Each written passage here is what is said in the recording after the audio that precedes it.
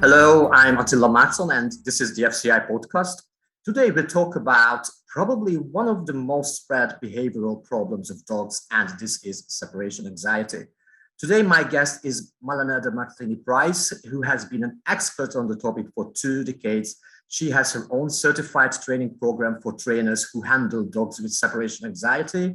She is also an author, and her last book was published end of 2020 with all the updated information. Am I right when I say that separation anxiety is the modern behavioral disease or problem of dogs, as it seems it's getting a widespread problem, or is it just getting more attention? What is the situation with separation anxiety? Well, it's a great question because I think that there's a little bit of both happening there. It is actually the number one behavior problem that we're seeing. And the majority of the vet clinics and behavior clinics, that is the most prevalent problem they're seeing hand in hand with aggression. In the United States alone, right now, we're estimating a little over 50% of the pet dog population suffers from separation anxiety. So in the US, that would be 44 million dogs. That is a major welfare issue. However, I think that separation anxiety has received a lot of attention, particularly this last year during the pandemic. And so some people are just, oh, my dog cried for 30 seconds while he was alone. He must have separation anxiety. So I think we're sort of over labeling some dogs. And so that probably is contributing, but it is definitely an issue that is very widespread. And what is separation anxiety exactly? What are the symptoms? And you can say that, okay, my dog has this kind of problem, not another behavioral issue. Yeah. So what's interesting is I think most people don't realize that separation anxiety is equivalent to a phobia in dogs. So it is a panic issue where they are terrified of alone time, truly, truly terrified. And one of the reasons why I always point out that it is a phobia is that by definition, phobias are very irrational to anybody that is not experiencing it. So us as, pet parents are like, I come back every time I leave. Why is my dog so upset? But to the dog, it is very, very real. They are terrified. And so I think it's important to understand that. Now, insofar as the symptoms, there's so many potential symptoms, but the three most commonly observed and researched are vocalization. So that could be whining, barking, howling, any kind of vocalization.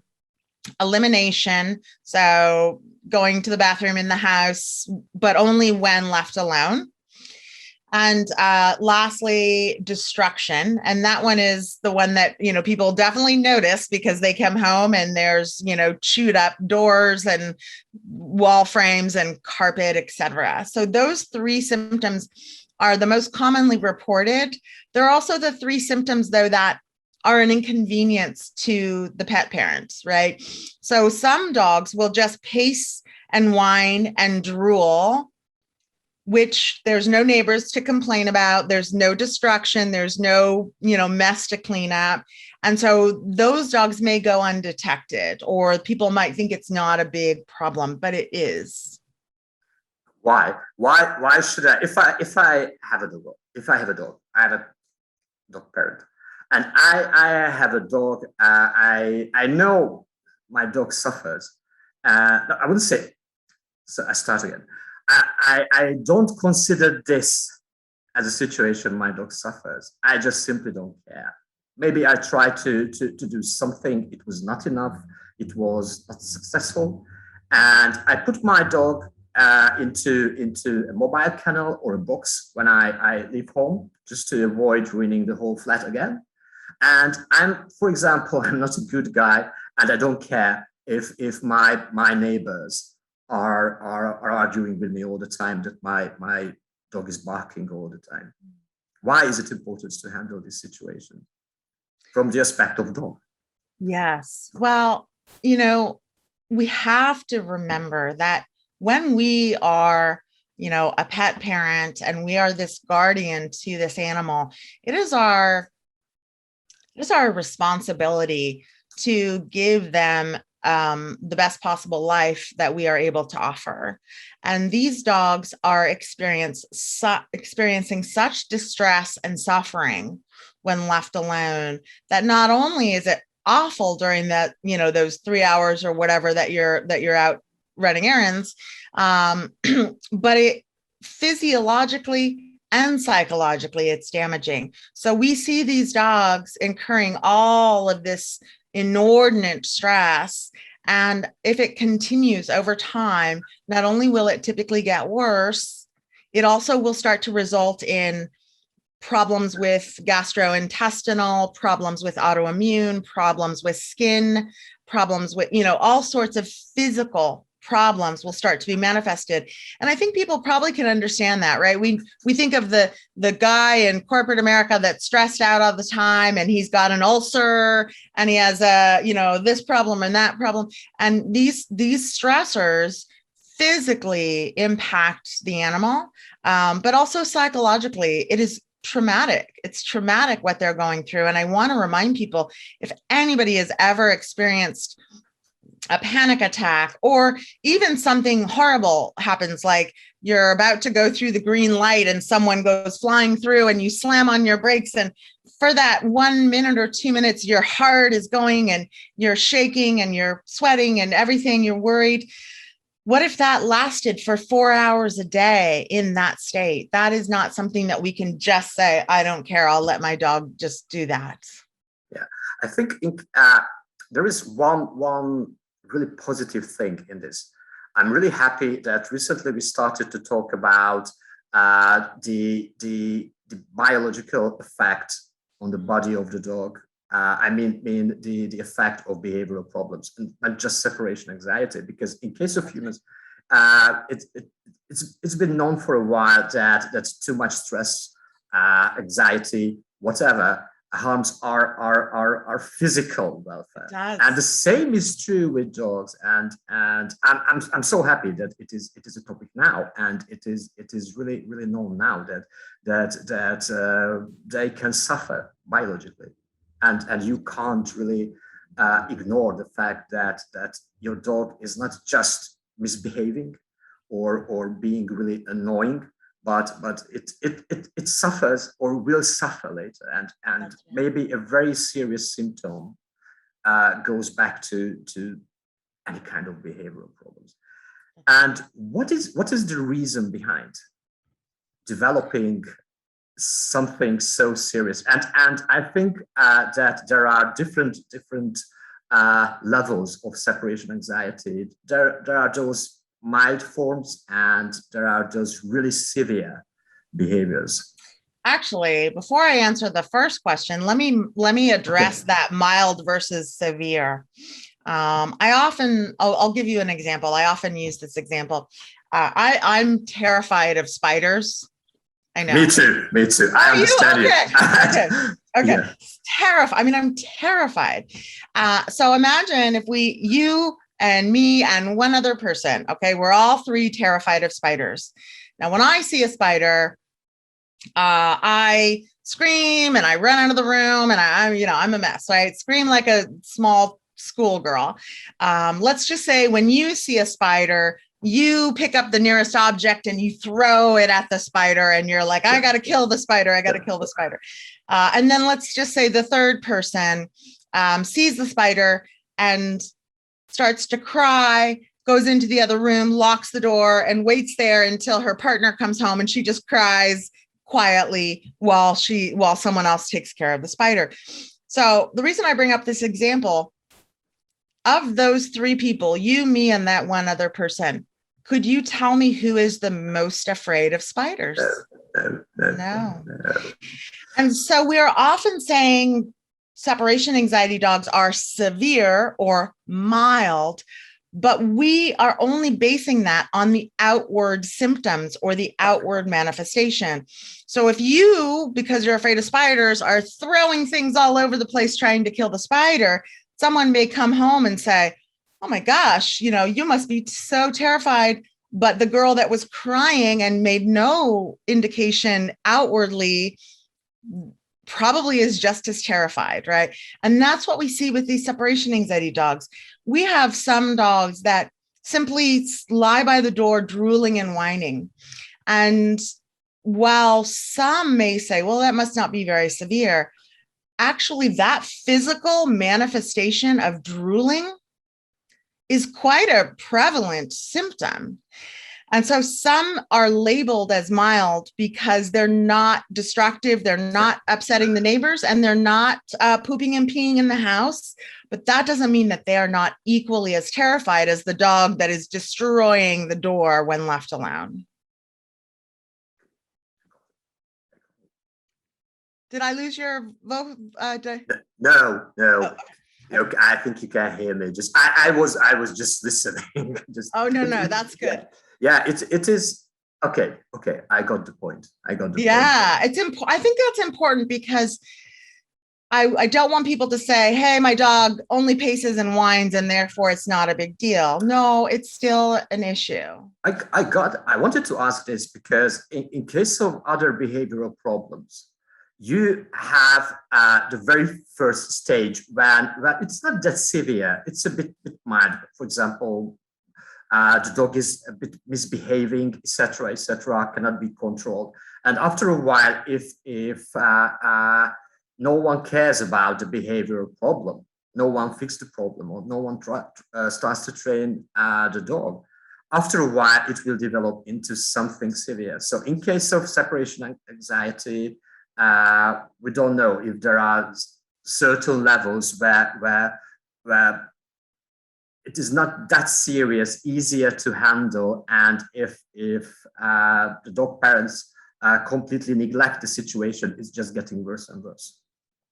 I think we do know from the research that the separation anxiety will typically get worse if nobody addresses it over time and the dog is continually being left alone.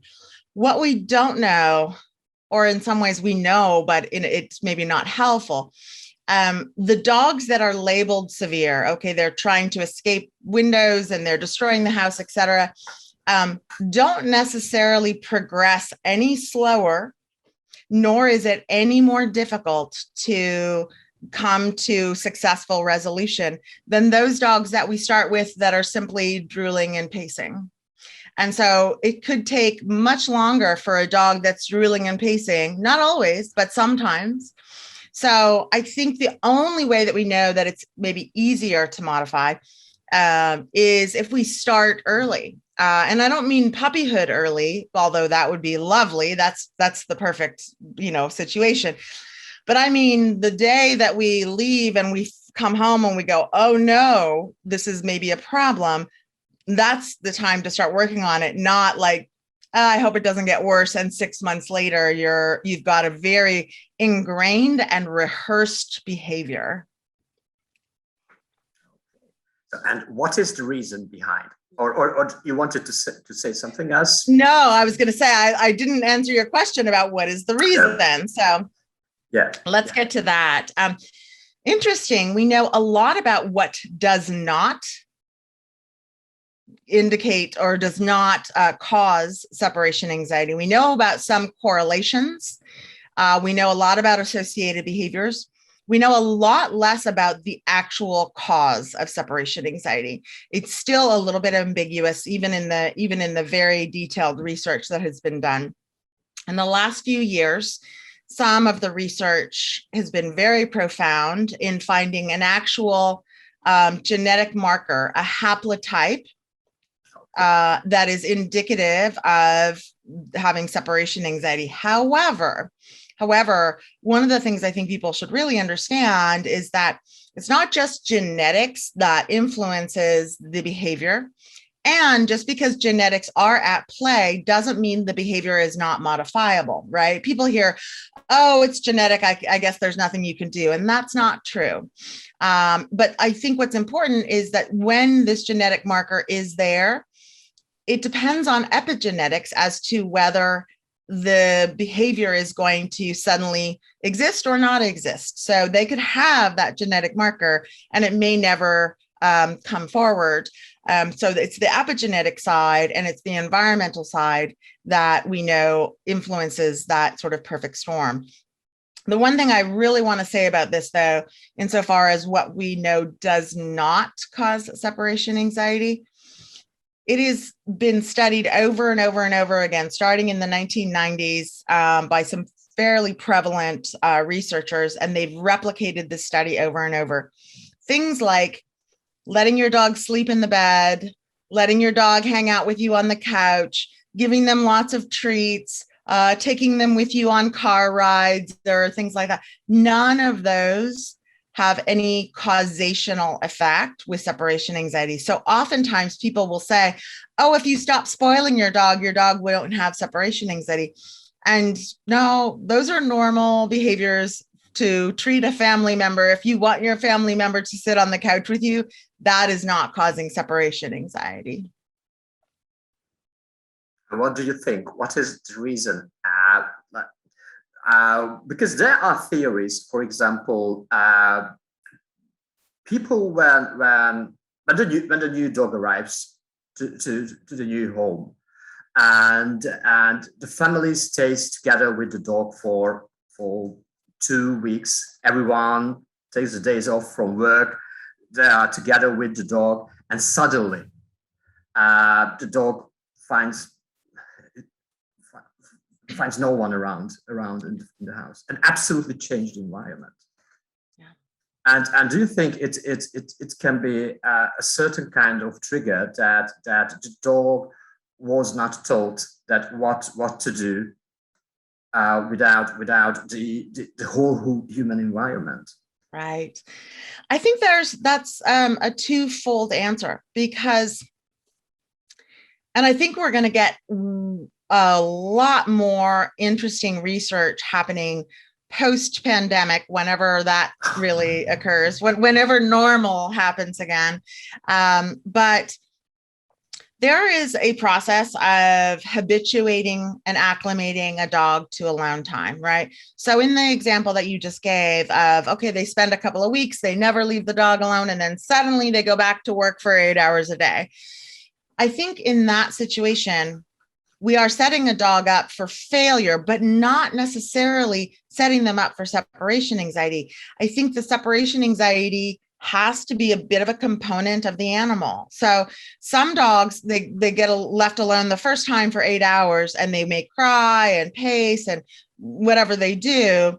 But then by the second or third day, they're like, oh, I guess this is what happens, right? And they just slowly acclimate. And usually it's not that slowly. Usually it takes a while, but other dogs, that first time that they're left alone, it is terror, right? It's not just boredom. It's not just, oh, I wish someone was here, a little bit of fear of missing out. It's terror. And we don't yet know why some dogs respond in this terrified way. And some dogs are like, oh, this is terrible. I've never been left alone before. I'm going to chew on the couch pillows and I'm going to be a little bit of a naughty dog because I've never been acclimated to this.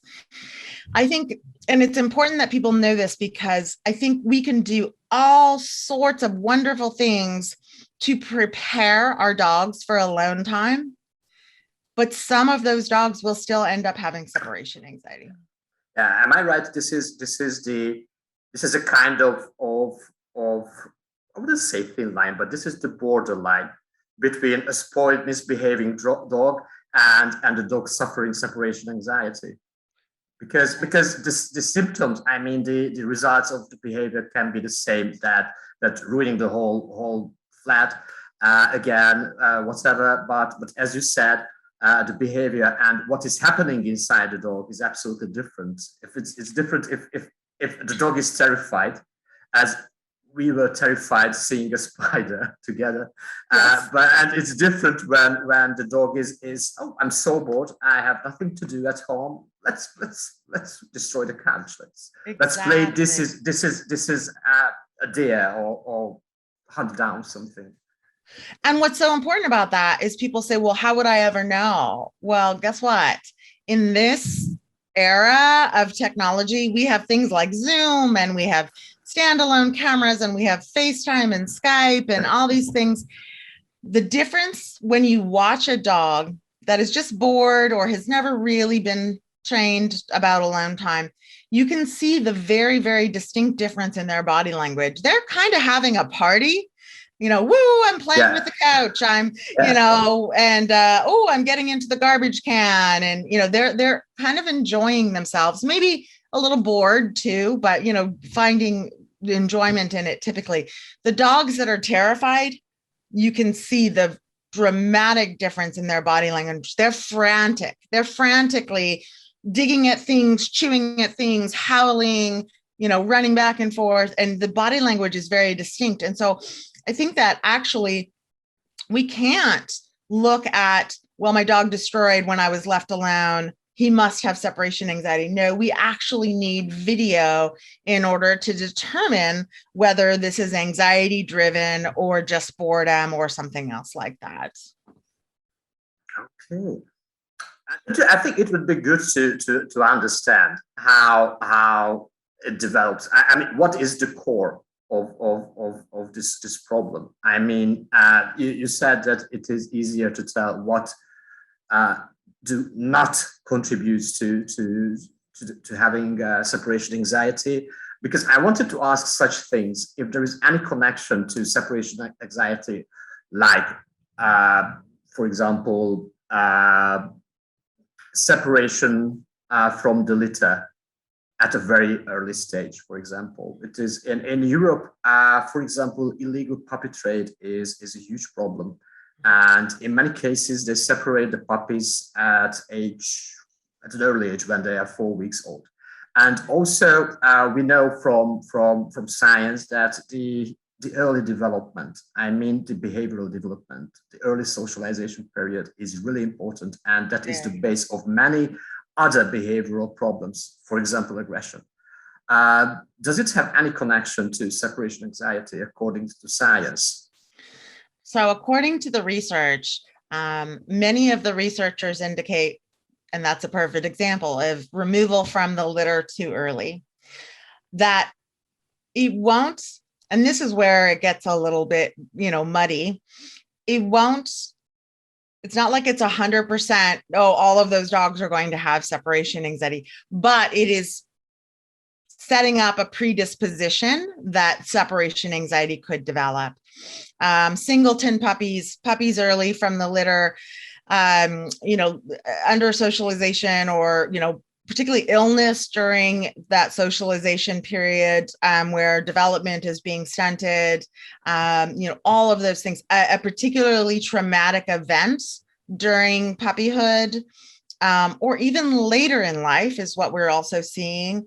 And I bring that one up because, we see all the time people that contact us that say, I've had my dog, Buddy for 5 years and he's been fine. He's home alone, no problem.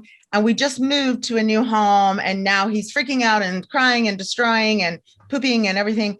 And so sometimes a big change or a traumatic event in the eyes of the dog will be a trigger for the causation.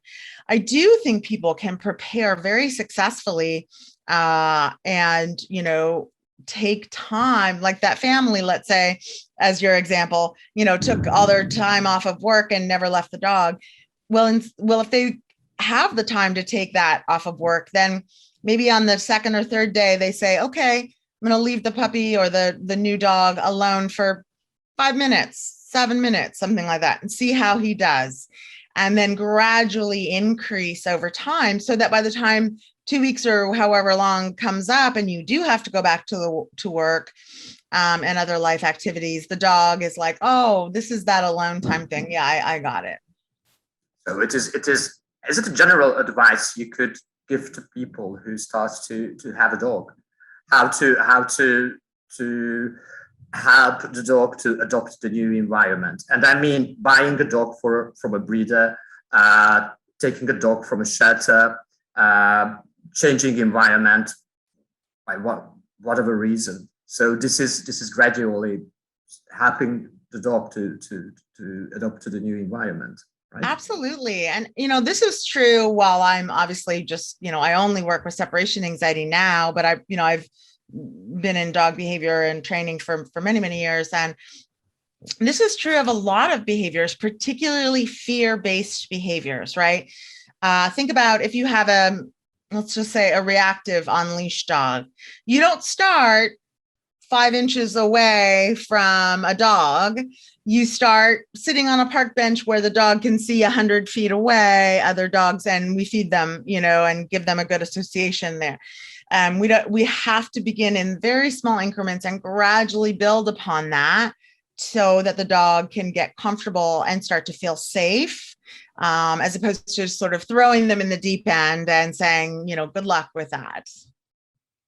Okay. I think it's a good advice because I think it's important to know these small tricks, which are actually not tricks, but it's about how to start to train a dog and how to introduce a dog into the new environment to avoid further problems, and what to do if someone realizes that okay, my dog suffers separation anxiety and I have to do something with that. You already mentioned that first you have to analyze the body language of the dog to see if it's really separation anxiety and not just a bored dog who is entertaining himself, herself, and the whole pack if more dogs are kept together. So how can you do something to have any kind of improvement for the future? So once we have determined that, yes, the dog is suffering, it is some sort of separation related behavior problem, then we are going to start to look very carefully to determine where is that dog's threshold. And by threshold, I mean, in this case, where does the dog start to become a bit panicked or a little bit distressed? And that's different for every single dog. Some dogs, the moment the door closes, they start screaming and drooling and pacing, and so their threshold might be 1 second. Other dogs, start to build up, oh, I'm not so, and then by 2 or 3 or 5 minutes, then they're howling already and so forth. So we want to look and determine where that panic point or threshold is. And our goal is to start beneath that. And I know it sounds crazy because I just said, oh, some dogs 1 second. Well, for that 1 second dog, maybe we can start with getting them desensitized to, I open the door, step out, and I come right back in. And the dog, after some repetition, starts to get a little, number one, gets a little bored with the game. Like, well, this is stupid. Nothing good is exciting is happening.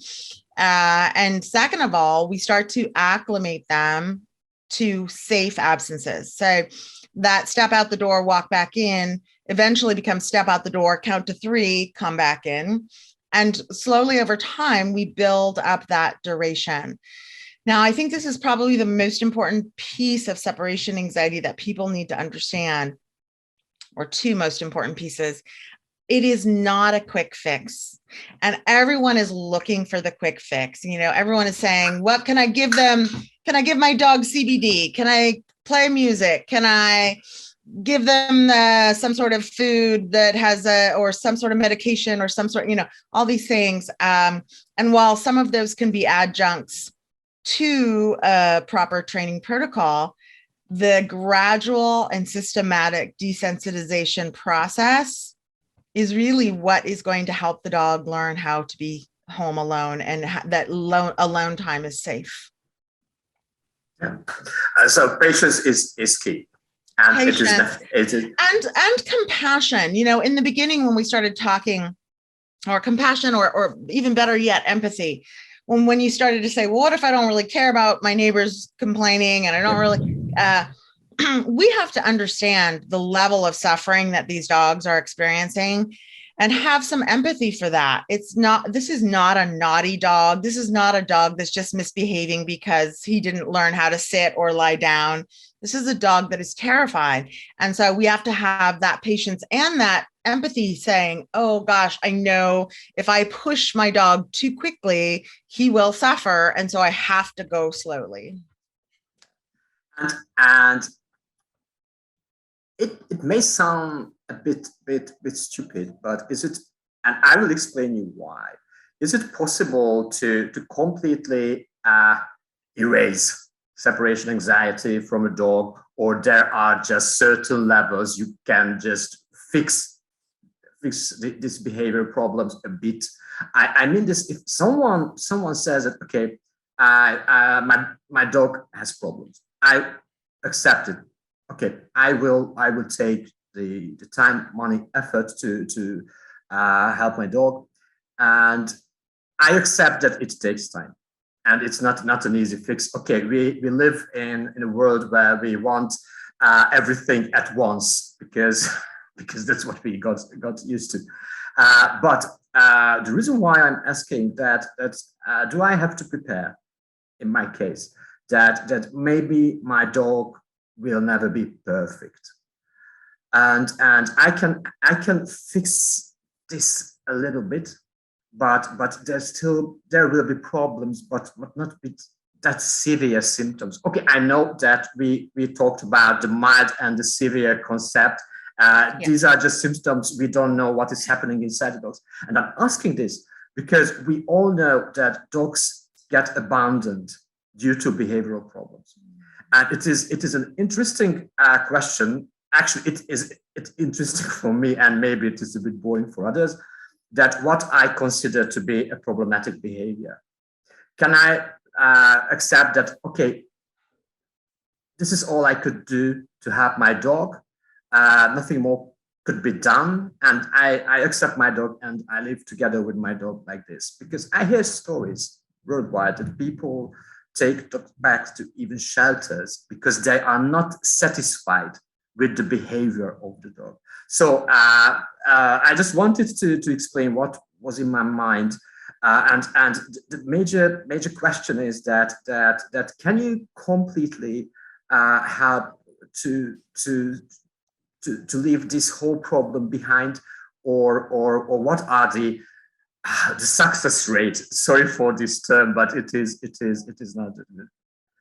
But you know what I Oh, mean. I do. So it's interesting when you put the sort of caveat on it that you've got a pet parent that says, okay, I understand it's going to take some time. I'm going to put that time, that emotional energy, that finance, maybe energy and bandwidth towards the problem, and they're patient with it. We see so much success.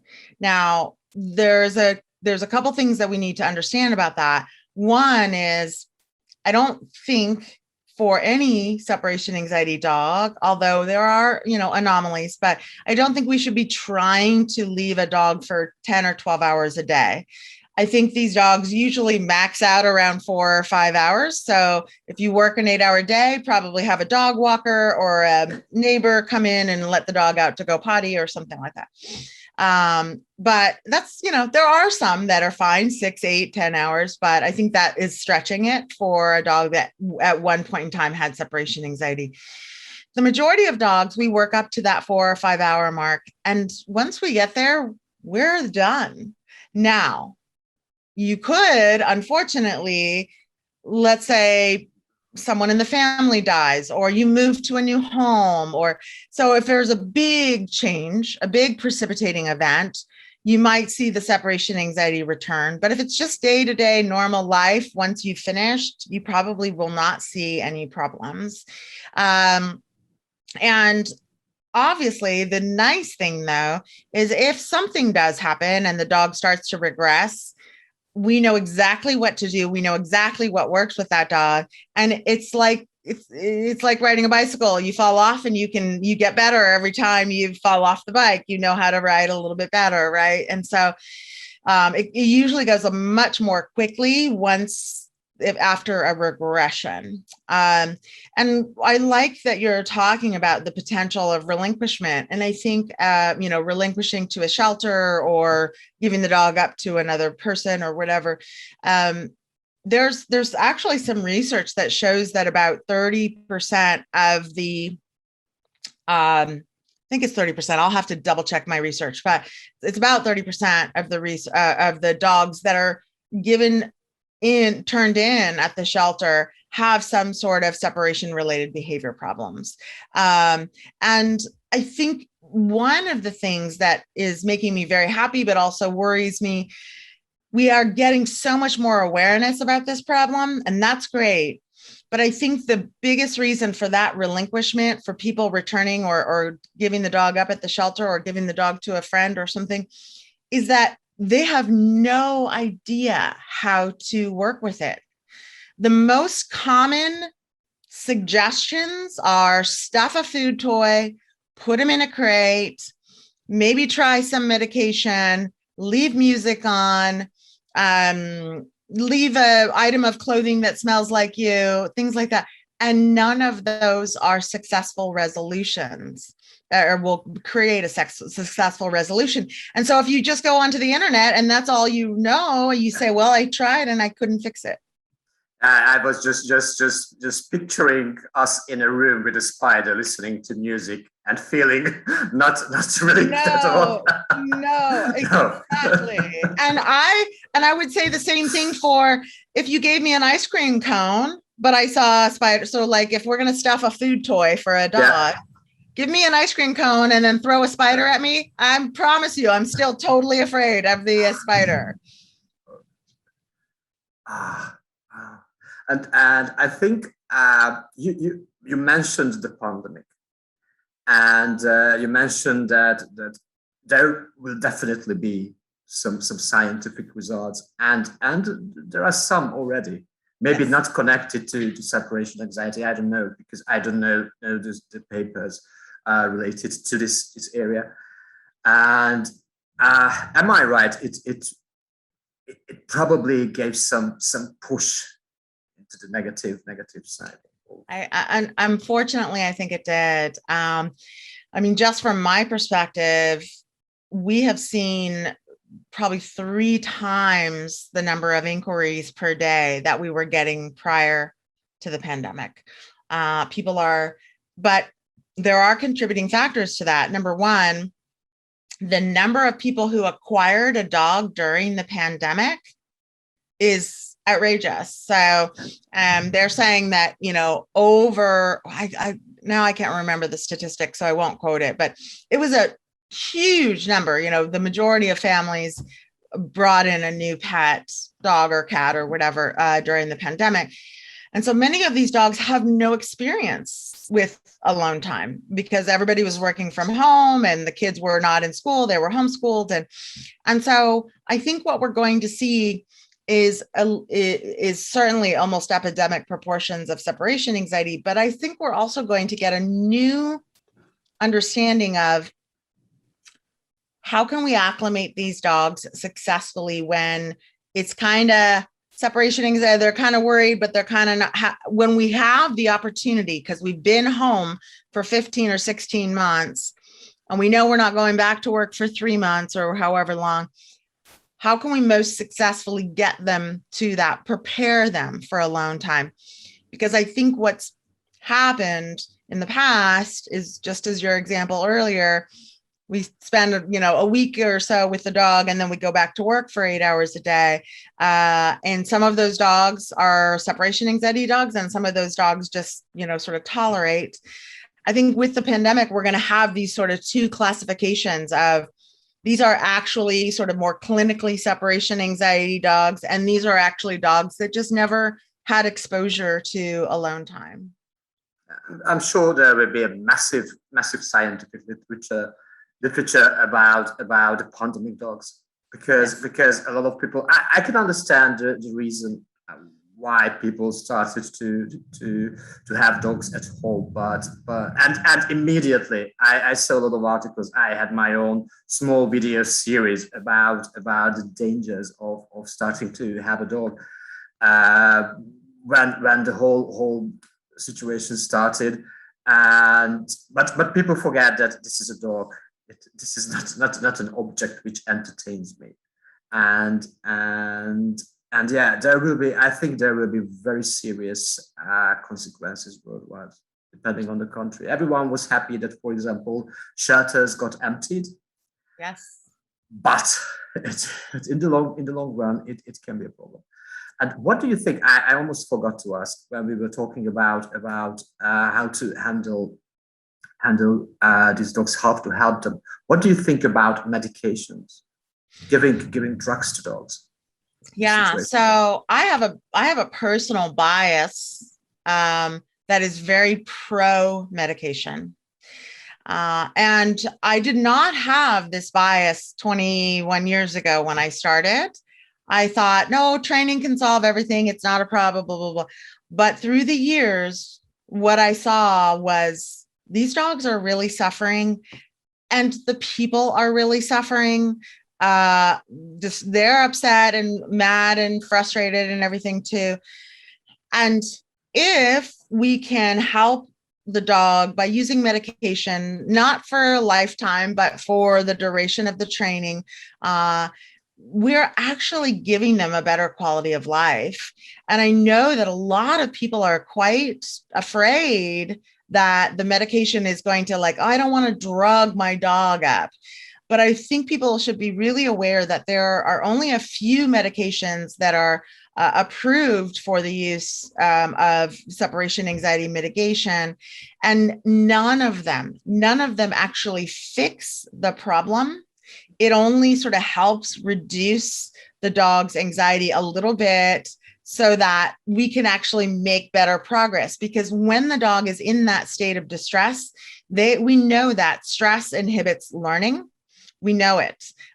Think about people that are stressed out for learning situations, and then they go and take a test, and they're stressed and they can't.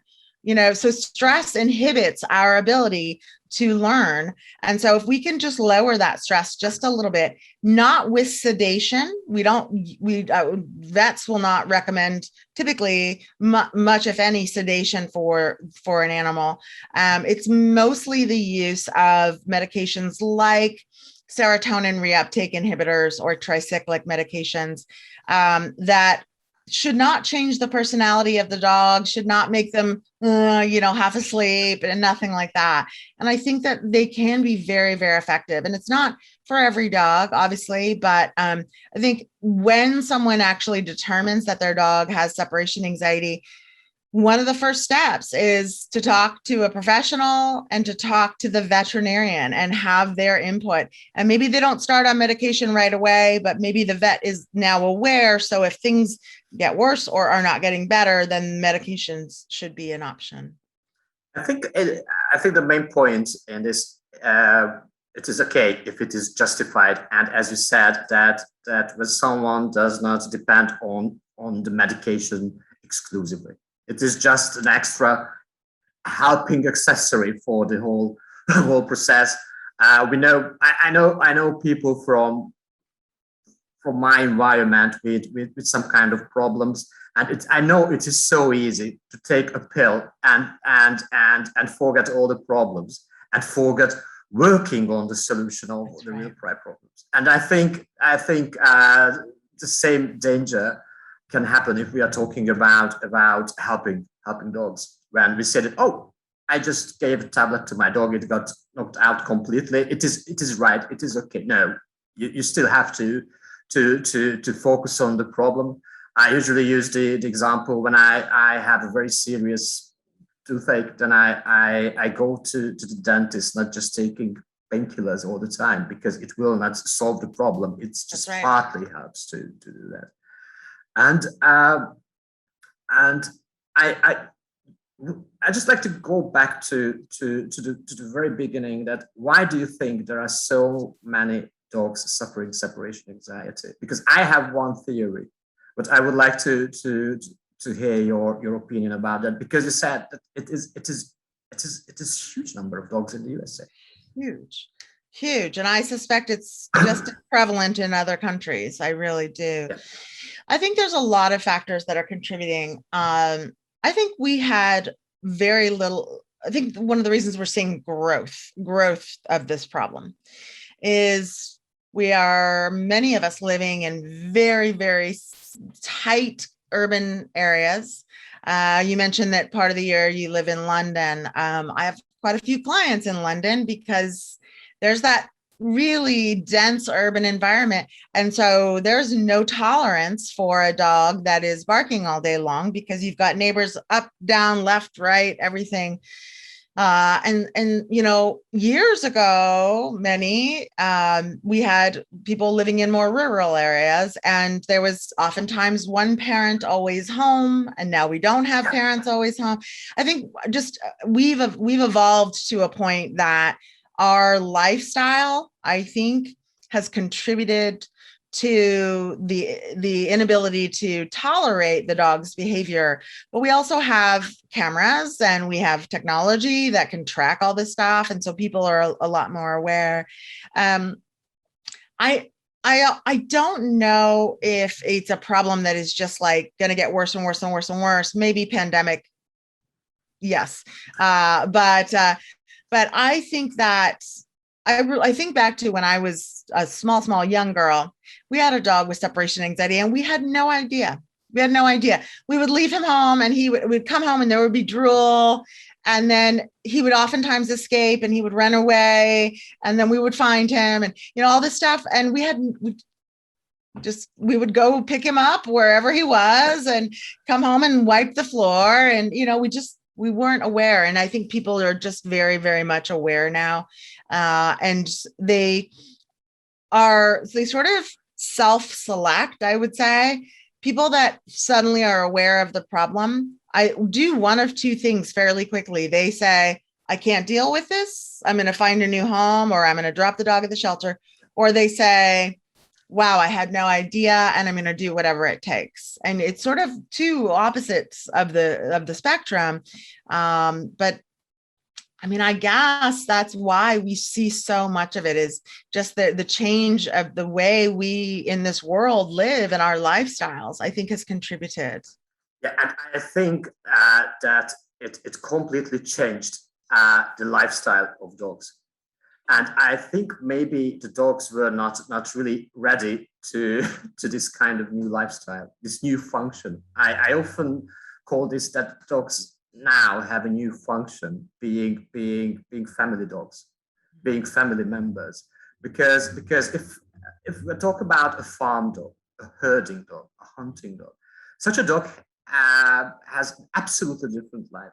And nowadays, especially in big cities, everyone knows that you can feel yourself really on your own in London, for example, a huge city. But solitude is a current problem in the human society worldwide, because scientists always warn people that there are more and more people with depression, anxiety, and many other problems. So we got lonely, and I think dogs are perfect to substitute the missing human interactions and relations, or just to ease that problem, because they are fantastic creatures.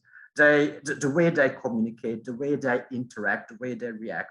But this kind of new lifestyle, I wouldn't say we force the dogs into that, but maybe it's a bit offensive, but we put them into a new role, a new function, and I have the feeling that we humans don't really know how to help our dogs to function well in this situation, because they're trying hard to please us, and we probably, if I say we failed them, it is too strong. But we have to learn.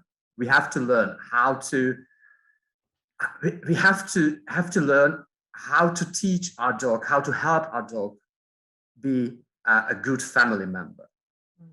I think this is my theory. I don't know if I'm right, but that's what I see, that it has some connection to this absolutely changed function of dogs, and this is something that the species itself hasn't had to cope with during the last 10,000 years. That's right. And that's the reason why I wanted to talk about this a bit, because this is why we have to take care about our dogs. That's why we have to solve their behavioral issues. because we are probably, if my theory is right, but you were talking about something really close, but from another respect. If we are part of this problem, it is our duty to help our dogs and not put them into the shelter. It is. It absolutely is.